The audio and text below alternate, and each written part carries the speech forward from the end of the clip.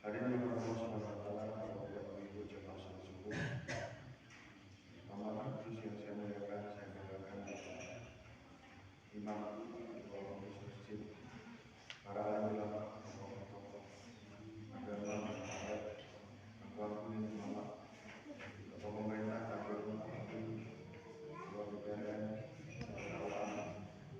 ibu-ibu dan anak-anak sama-sama warahmatullahi wabarakatuh.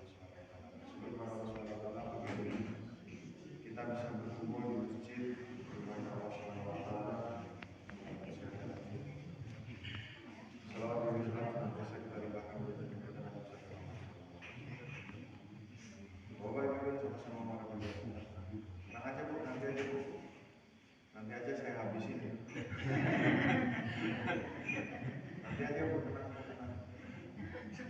Gak apa-apa, nanti aja. Ibu duduk aja.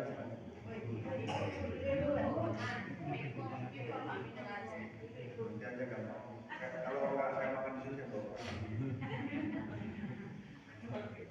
Alhamdulillah Pak Ketua, yang ada Pak Dusun, Pak Dusun, Kepala Lingkungan ya, Ibu-ibu yang sama-sama mengerti Allah, ini tambah satu Pak. Ini kunjungan kami ke Masjid 172.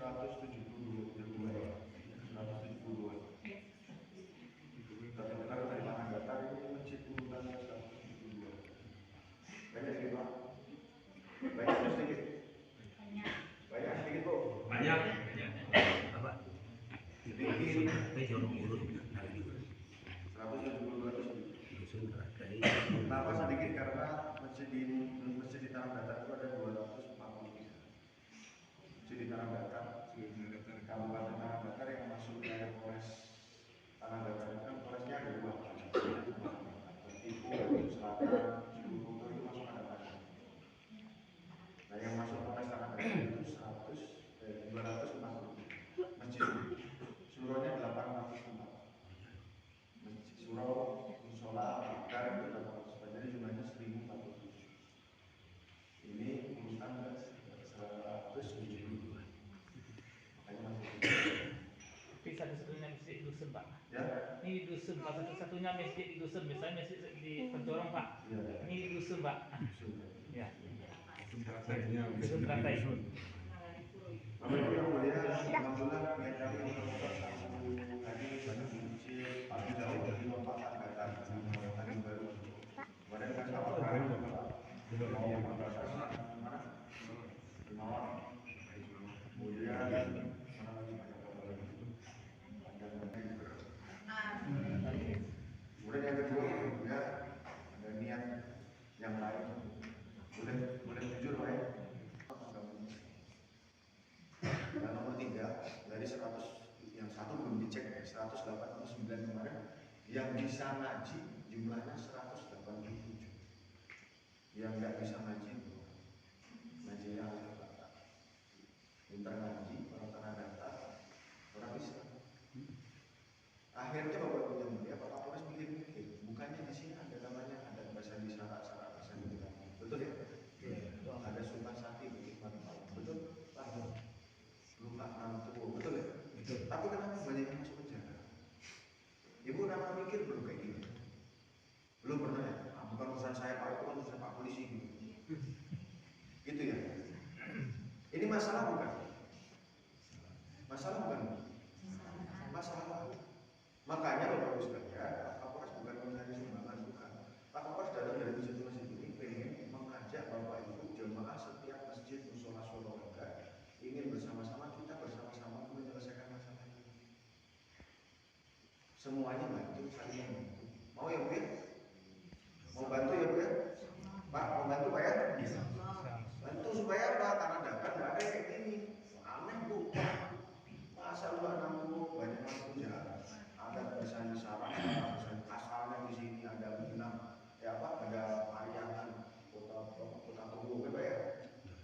Pusatnya orang Islam, bahkan bisa jadi Islam pertama kali di Minangkabau datangnya dari tanah. Kok banyak yang masuk penjara? Kan masalah. Makanya kita mau coba kalau Ibu ya, tapi pakai caranya siapa Pak? Bukan pakai caranya Pak Polisi, pakai caranya Pak Polisi. Yang ada cuma ditangkap, selesai. Kita mau belajar menyelesaikan masalah ini dengan cara caranya Nabi. Makanya datangnya ke masjid. Kenapa kalau datang ke masjid? Kalau orang masjid insya Allah tahu caranya. Kalau pakai caranya Pak Polisi, selesainya masalah dengan di penjara. Padahal Bapak Ibu sekalian, kalau di penjara tidak ada masalah.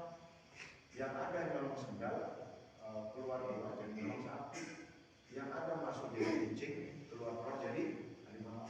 Itu Pak. Makanya kita selesaikan dengan cara yang pertama Bapak Ibu ya.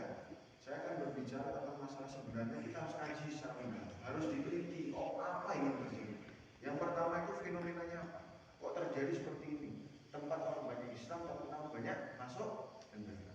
Yang kedua penyebabnya. Yang pertama saya ulangi, yang pertama fenomenanya apa? Keanehan apa ini? Yang terjadi ini apa? Yang kedua penyebabnya apa?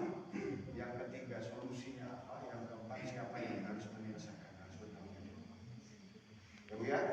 Yang pertama fenomenanya apa? Singkat saja. Yang kedua penyebabnya apa? Yang ketiga solusinya apa? Yang keempat siapa yang bertanggung jawab. Yang pertama Bapak Ibu, fenomenanya apa? Dari 189 tambah 1 tadi malam 190. Jadi 189 kalau ditanya Pak masalahnya apa Pak? Masuk penjara, narkoba. Memang boleh pakai narkoba, mengedarkan narkoba, menjual narkoba. Dia bilang tidak. Oh ya masalahnya apa? Masalahnya cabul. Memang boleh cabul. Dia bilang tidak. Dek masalahnya apa? Nyolong Pak motor. Berapa biji? 4. Memang boleh nyolong motor? Tidak. Pak masalahnya apa Pak? Berkelahi Pak sama tetangga. Kenapa berkelahi? Rebutan tanah, pukul-pukulan. Memang boleh pukul-pukulan rebutan tanah? Tidak boleh Pak. Itu siapa? Masih satu kaum. Satu kaum, masih satu keluarga, pukul-pukulan gara-gara rebutan tanah wilayah. Memang boleh rebutan begitu? Tidak boleh. Semua Bu, Pak, 189 orang yang masuk kos-kosan saya itu. Saya tanya satu-satu, mereka selalu akan mengatakan perbuatan mereka ini mereka tahu tidak boleh dilakukan, tetapi mereka tetap melakukan. Bahasanya sengaja melakukan. Ini Bapak Ibu ya, fenomenanya sama seperti zaman dulu. Ada zaman yang namanya zaman jahiliyah. Ibu tahu zaman jahiliyah Bu? Tahu Bu? Zaman apa zaman jahiliyah? Zaman apa? Zaman tidak beradab. Ada orang mengatakan zaman kebohongan. Betul Bu ya? 170 masjid yang kemarin saya tanya semuanya orang zaman kebodohan Pak. Bapak Ibu yang benar betul. Jahil itu namanya bodoh. Bahasa Arab. Bahasa Arabnya jahil artinya bodoh. Tapi ada makna lain Bu. Jahil makna lainnya sengaja mengganggu. Sengaja mengganggu jahil. Atau dan pikirannya dalam keadaan. Mudah-mudahan yang masuk masjid semuanya tidak dalam keadaan jahil. Cuman masalahnya itu fenomenanya masih ada saudara kita yang hatinya dan pikirannya masih dalam keadaan. Ini masalah fenomenanya ketemu. Penyebabnya apa? Penyebabnya Bapak Ibu sekalian nggak usah pakai cara-caranya Pak Polisi, nggak usah pakai perkiraan, pakai yang dikatakan dengan Quran dan Nabi Muhammad SAW. Apa penyebabnya orang menjadi jahil? Kata Nabi, dalam diri manusia ada segumpal daging. Kalau dagingnya baik-baik seluruhnya, kalau dagingnya baik buruk seluruhnya. Nama dagingnya hati, tempatnya apa? Dalam dada. Hati tempatnya dalam dada. Hati itu untuk apa gitu maksudnya tempat apa? Ternyata hati itu Pak Bu, tempatnya iman, tempatnya agama. Tidak boleh agama itu di sini Bu. Kalau agama di kota, yang berat ditinggal, yang ringan dikerjakan. Betul? Sholat subuh ringan atau berat? Berat.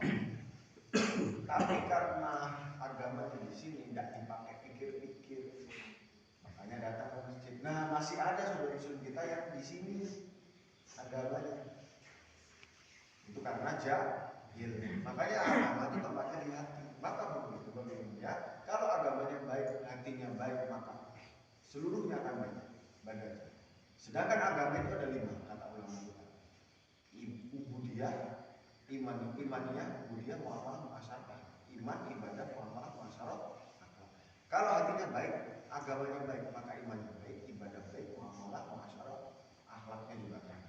Tapi kalau agamanya buruk, hatinya buruk, maka imannya buruk, ibadah buruk, muamalah buruk, muasyarah buruk, akhlaknya buruk.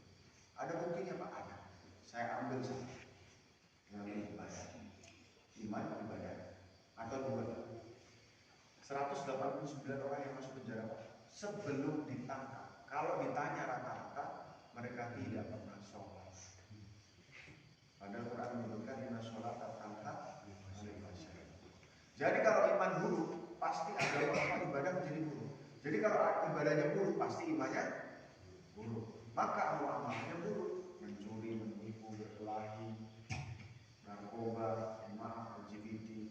Kemudian masalahnya buruk, sama tetangga sendiri berkelahi, sama anak sendiri berkelahi, dan lain sebagainya. Akhirnya ketemu buruk. Jadi akhirnya kita simpulkan penyebabnya adalah agamanya yang salah. Fenomenanya ketemu, jadi dia, ya Pak ya. Kemudian penyebabnya ketemu, merusaknya agak dalam diri seseorang, sehingga dia berani berbuat jahat. Karena tidak sholat. Nah sekarang kita cek Pak, hubungan kita. Surah darah, musola darah. Berarti jumlah laki-laki ini biasanya 100, surahnya 1, apa masjidnya 1. Ya. Jadi harusnya 100 masuk sini semua. Harusnya iya Pak. Sekarang ada berapa? 3, 4, 5, 6, 7, 9, 12,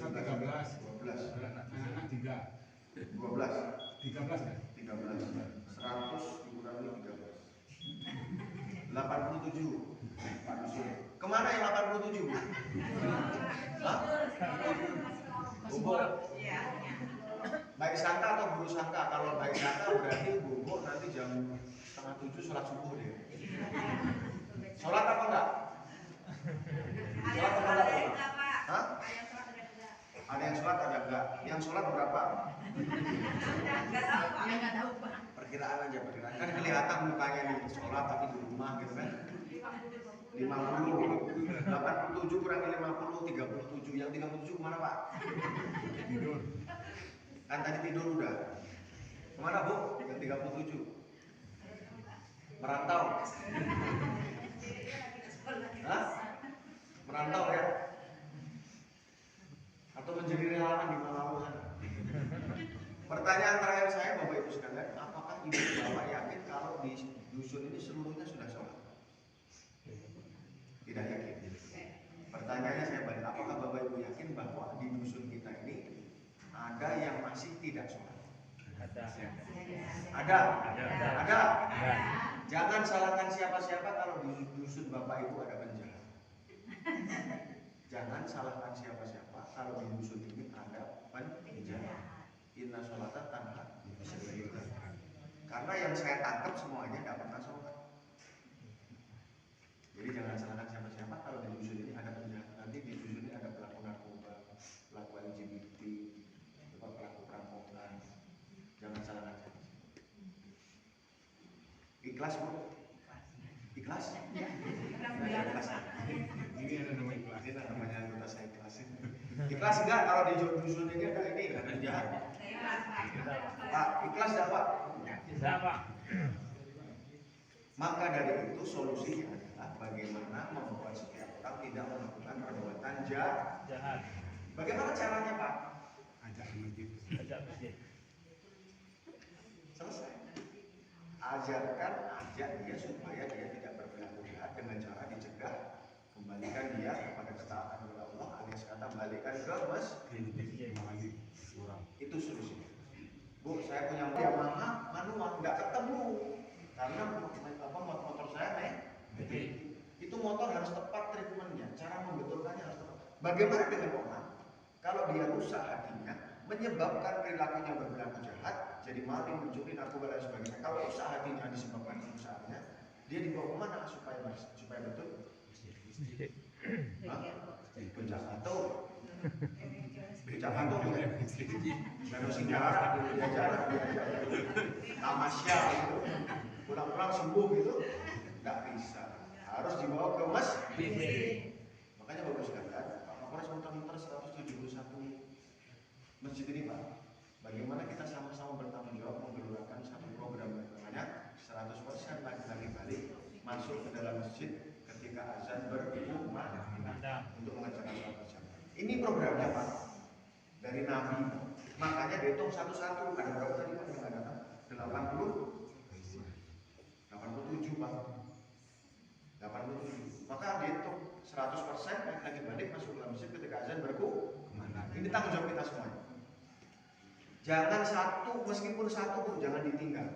Pak, Bu, jangan lulus partai. Kecewanya berapa tahun? 5 tahun. Bagaimana dengan kecewanya orang di sini ada 87 tidak sholat pagi ini? Kecewanya berapa tahun? Kata Nabi, siapa yang dia tidak sholat dengan sengaja, satu kali saja dia akan masuk dalam neraka selama 80 tahun. Satu hukum lamanya. Satu hukum lamanya 80 tahun, satu harinya akhirat 1000 tahun di muka bumi. Jadi 80 tahun di akhirat itu sama dengan 28.800.000 tahun satu sholat yang ditinggalkan. Dan hari ini ada 87 orang nggak sholat, terancam 28.800.000 tahun masuk neraka. Diamkan saja, biarkan. Nah, yang penting bukan saya Pak, bukan istri saya, bukan anak saya, itu urusan orang lain. Begitu. Yang kedua Bapak yang mulia, yang jauh ini kita tolong nggak nih? Yang 87 orang nggak sholat ini kita tolong nggak Pak? Atau biarkan saja? Harusnya kita tolong. Yang jauh saja kita tolong Bu, apalagi yang dekat. Siapa yang jauh? Contoh orang Palestina, saudara Muslim kita. Saya setuju Bu, ibu demo, ibu mengumpulkan studi. Kalau perlu kita bawa senjata, kita rame-rame ke sana, betul? Kalau nggak bisa kumpulkan uang, kita kirimkan donasi ke sana, betul? Ya Bu ya. Kalau nggak bisa kita ke sana, nggak bisa kirimkan uang, kita minta sama Pak Imam, kunut nazilah Pak Imam. Kunut nazilah, betul? Kalau nggak bisa doa juga, Allahumma mansur bil muslimina wal muslimat di Palestina, betul? Yang jauh saja kita tolong. Yang kedua Pak Ibu ya, ini orang Palestina. Cerita-ceritanya, kalau ketembak, kelaparan, mati kena bom, mati Bu, mati. Status matinya mati? Mati syahid masuk? Masuk? Tetangga kita 87 orang nggak sholat, mati. Matinya mati masuk? Masuk mana? Ada 2 orang tabrakan, jebret jatuh. Satunya lecet kakinya, satunya kakinya patah tulang. Yang ditolong yang mana dulu? Yang patah tulang. Ada 2 orang mau mati, Pak. Satunya mau mati masuk surga, satunya mau mati masuk neraka. Yang ditolong yang mana dulu? Yang masuk neraka. Sudah ditolong belum yang mau masuk neraka? Ada 7 orang. Tidak bisa. Harus dijemput. Bu, Pak, orang dusun ini lihat nggak ini ada masjid? Lihat nggak ada masjid di sini orang dusun sini? Lihat. Dengar azan nggak? Dengar. Tetapi kenapa masih tidak bisa masjid? Bukan mata yang buta tetapi, bukan telinga yang tuli tetapi, hakikatnya mata dan hatinya buta dan tuli. Bapak Ibu, Bu, ada orang buta dan tuli duduk di tengah rel kereta api. Apa yang terjadi Bapak kerjakan? Saya ulangi, ada orang buta dan tuli duduk di tengah rel kereta api. Apa yang Bapak Ibu kerjakan? Ditolong caranya. Dipegangin, dituntun, ditarik. Tidak bisa ditarik, dituntun dengan tiba-tiba. Cara terbaiknya ditelepon. Saudara di tengah rel kereta api, jangan di situ, gitu ya. Atau pakai mic, Pak. Harus saudara, itu tempat pohon. Bisa? Tidak bisa karena buta dan tuli. Cara terbaiknya Bapak Ibu sekalian, datang ke sana. Yang pertama, datang ke sana. Yang kedua, dielus-elus punggungnya, supaya jangan langsung ditarik dia nggak tahu siapa ibu, nggak tahu siapa bapak, mukul dia. Betul tidak? Dielus-elus punggungnya, dipijit-pijit sedikit. Baru yang ketiga diangkat pelan-pelan. Baru yang keempat, baru dipindah. Saya ulangi, datang ke sana, dielus-elus punggungnya, diangkat pelan-pelan, baru dipindah. Bagaimana caranya? Ada 87 orang di kampung ini buta dan tuli hatinya, nggak mau ke masjid. Supaya bisa masuk masjid, bagaimana caranya? Datang ke sana. Betul Pak ya? Bawa talang talang. Dilus-lus Bu. Diajak makan sama-sama. Allah pada habis dulu ya. Setelah habis baru kita ke masjid. Jangan dibilang kafir kamu nggak masjid. Jangan dibilang berdosa, masuk neraka kamu. Jangan lari dia, mukul dia. Cara terbaiknya itu dengan lemah lembut. Ya Pak ya? Nah, Pak, itu ajarannya Nabi Bu. Nabi berapa kali mendatangi Abu Thalib? Nabi berapa kali mendatangi Abu Jahal? Berkali-kali menjapui, ya Bu ya, sini menjapui. Jadi menjemput umat datang ke masjid itu ajarannya Nabi. Kalau Bapak Ibu tidak mengamalkan ajaran Nabi malah bahaya, dapat azab. Dapat azab Pak. Man ahya sunnati faqad ahabani wa man ahabani kana mati fil jannah. Barang siapa dia menghidupkan, mencontoh melakukan sunnahku, kata Nabi, maka dia cinta kepadaku. Kalau dia cinta kepadaku, maka dia masuk dalam surga bersama, kata Nabi. Jadi Pak, menjapui itu adalah amalannya Nabi. Jadi harus dikerjakan. Jangan berbeda meskipun sedikit. Berbeda sama Nabi Bu, sedikit saja bahaya. Apalagi berbeda banyak. Nabi Pak, kalau kita berbeda dengan Nabi hari-hari berpikir untuk umat. Nabi hari-hari menangis untuk Nabi hari-hari berdoa untuk Nabi hari-hari bergerak menjemput untuk. Hari ini kita bergerak untuk apa? Untuk menjalankan sunnah Nabi. Untuk menjalankan sunnah Nabi. Hari-hari sekarang kita bergerak untuk apa? Duit. Hari-hari kita menangis untuk. Hari-hari kita bergerak untuk. Hari-hari berpikir untuk. Nabi bilang mati, kita bilang Siti. Ya Bu, Nabi bilang mati, kita bilang Siti. Ketemu sama Nabi di Telaga Kausar. Nabi bilang mati, kita bilang Siti. Jadi masuk surga nggak Pak? Bahkan alhamdulillah bisa jadi Nabi bilang pengkhianat. Beda kau sama ucapan aja pengkhianat Pak, apalagi beda pikiran, bola tangisan, gerakan sama Nabi. Nabi bilang mati, kita bilang betul Bu. Tanggung jawab siapa? Tanggung jawab kita semua. Tidak bisa menantang tanggung jawabnya Pak kepala dusun, tanggung jawabnya Pak imam, tanggung jawab Pak kepala masjid. Tidak bisa, kita semua.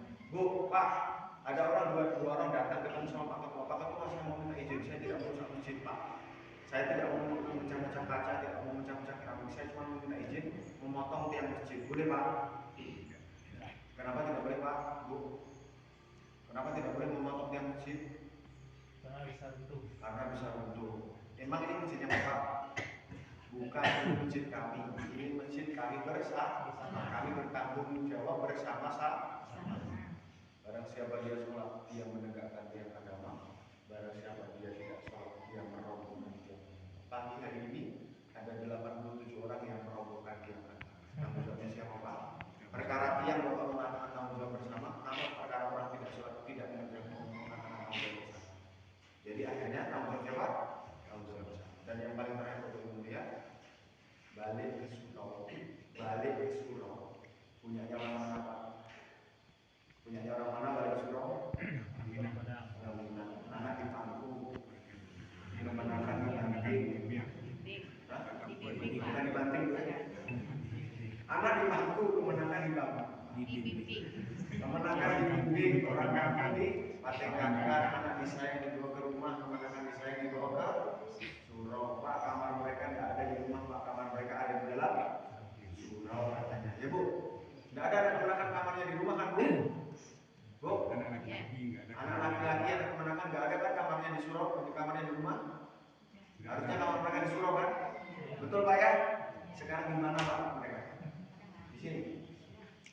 Katanya kamar mereka di surau. Di mana?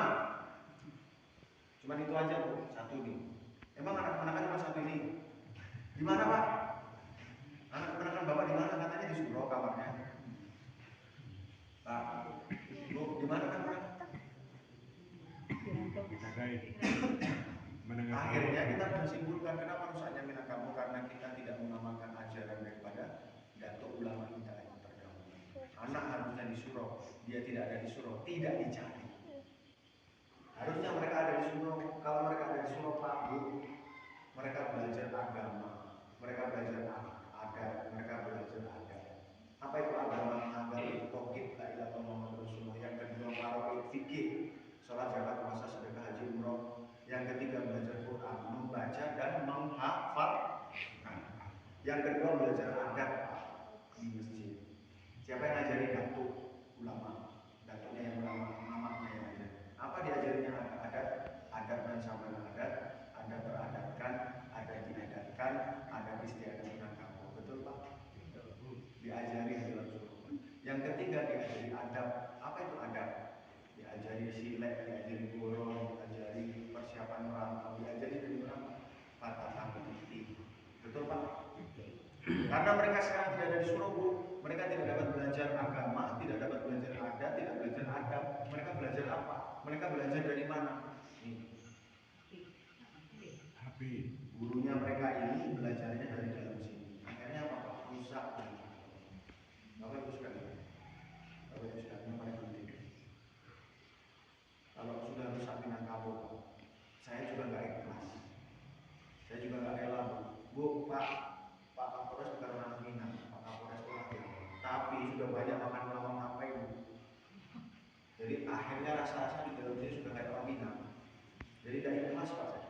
Kalau ada bahasa di saat bahasa kita belum tenggelam terinjak-injak oleh kelakuan kita. Makanya caranya hanya satu, kembalikan mereka ke 100%. Kalau kayak dijauhi. Rumusnya Pak, kerjakan saja. Pokoknya kerjakan. Bapak Ibu tidak kerjakan menjemput umat, tidak akan beres keadaan. Yang nomor 2 istiqomah. Istiqomah Pak, sampai kapan? Sampai kita mati. Istiqomah sampai mati. Terus jangan berpikir yang terakhir, jangan berpikir hasil. Inna kalal tahdi man ahbabta walakin Allah yang yasha. Muhammad, kamu berkali-kali datang kepada Abu Thalib, tetap kamu nggak bisa ngasih hidayah. Yang ngasih hidayah siapa? Kerjakan, istiqomah, jangan berpikir hasil. Jadi kalau sekarang ada 20 ada 13 ya? 13. Berarti kalau sekarang ada 13, besok pagi ada berapa Pak? 26 Bu. Itu yang fantah kali barakatin bersama. Kalau seandainya penduduk dalam satu negeri, negara, dorong kabupaten beriman dan bertakwa, imannya sempurna, takwanya implementasi dari iman bagus, iman ibadah memahami masalah yang bagus. Lafal takna barakatin bersama. Berkah dari atas, berkah dari bawah. Yang dari atas hujannya menyebutkan tanaman, tanamannya berhasil panen, harga normal, tidak terlalu tinggi, tidak ada pakan diben, kehidupan bawahnya baldatun, toyibatun, walaupun kalau tidak ada Bu, Pak, yang dari atas hujannya menjadi banjir, tanah longsor, galuduk, angin puting beliung, gempa bumi, yang dari bawah Pak, kacau kehidupan, kejahatan, LGBT, narkoba, geng motor, trek-trekan, balap liar, dan lain sebagainya. Itu Pak, kalau kata kita. Maka tidak ada jalan lain kembalikan mereka ke masjid. Itu saja mungkin untuk sekalian yang perlu saya sampaikan. Untuk sementara Pak, kalau Bapak jemput Pak mereka, insya Allah Pak ya. Kalau untuk ibu sementara Bu, kalau ada suaminya yang belum mau ke masjid, sementara diberikan jatah. Jangan dikasih jatah. Jangan kasih jatah Bu ya. Kok ketawa Bu? Jatah makan, suruh masak sendiri. Suaminya di sini. Ya Bu, sementara kalau suaminya belum mau ke masjid, dihentikan jatahnya, jangan dikasih jatah. Jatah makan, jatah tidur. Ibu ini ketawanya. Ya Bu, siapa ya Bu ya? Suruh dia ke masjid dulu, Bang. Ke masjid dulu Bang. Stop jatah kamu kalau kamu nggak masjid. Jatah makan, suruh tidur di sofa Bu. Di ruang tamu sana. Ya, untuk bapak-bapak, luangkan waktu Pak. Maghrib sampai isya. Dan tadi saudara kita lagi beli gorengan, lagi beli apa tambahan, kita ulang, kita ke masjid, kita ramaikan masjid. Salam Pak ya, itu saja yang kami sampaikan. Mohon maaf.